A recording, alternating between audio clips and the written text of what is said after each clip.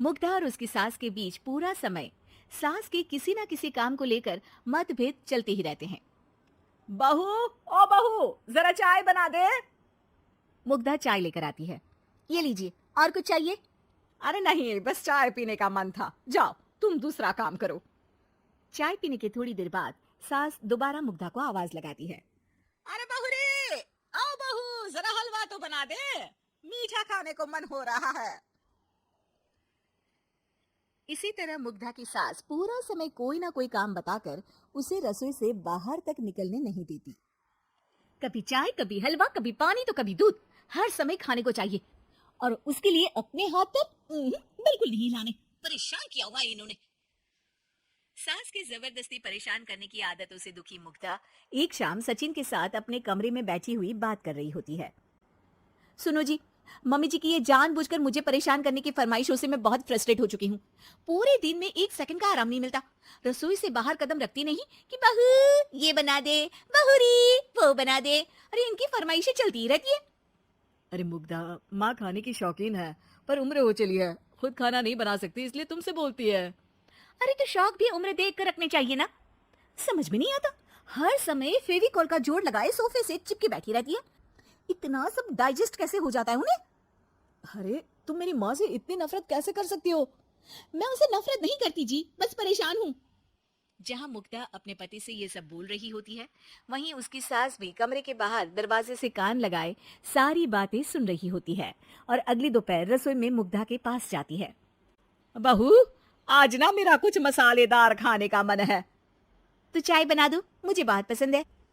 अरे ना, ऐसा कर लिट्टी चोखा बना ले। और हाँ, जितना मसाला बातों में मिलाकर पति को सुनाती हो ना, सब्जी में भी वैसे ही डाला करो, खाना स्वादिष्ट बनेगा।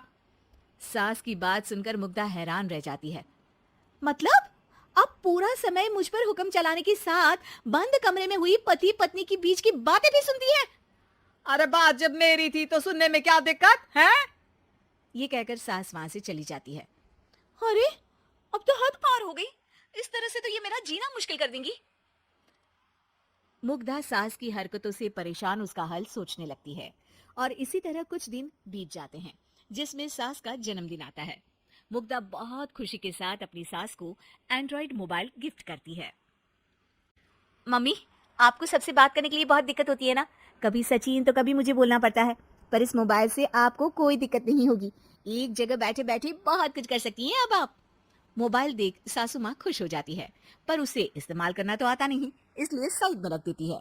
जिसे देख मुग्धा घर का सारा काम छोड़ मोबाइल सेट कर सास को इस्तेमाल करना सिखाने लगती है, जिसके बाद अब सास पूरा समय मोबाइल में ही लगी रहती है। हाय, जब से मम्मी को मोबाइल मिला है मेरी लाइफ में कितनी शांति आई है। अच्छा है इसी तरह बिजी रहे तो मैं भी सुकून की जिंदगी जी पाऊंगी। अब मुग्धा जब मन करे काम करना, जैसा चाहे वैसा खाना बनाकर खाना, पूरा समय रिलैक्स और खुश रहने लगती है। क्या बात है, आजकल तुम बहुत चहक रही हो। अरे मम्मी जी से छुटकारा जो मिला है, अब ना फरमाइशें ना छुप छुप कर बातें सुनना। अच्छा, तो मोबाइल गिफ्ट करने की ये स्कीम थी।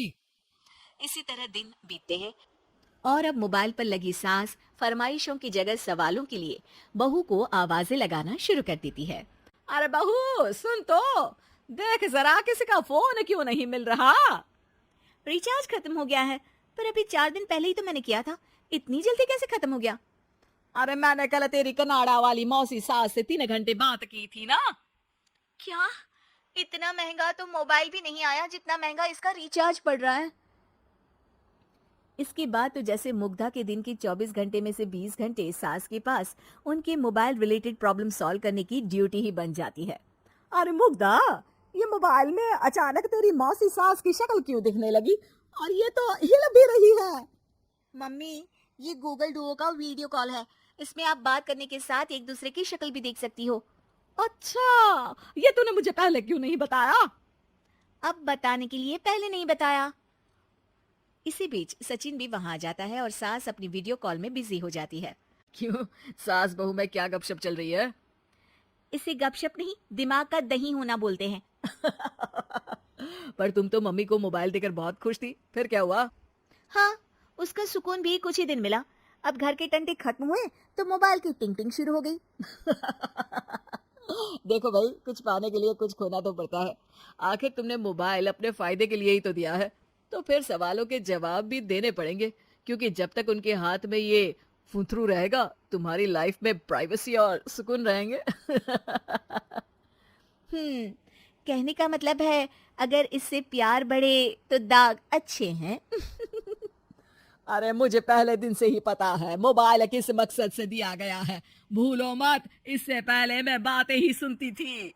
सास की ये बात सुनकर मुग्धा शॉक में और सचिन हंसता रह जाता है।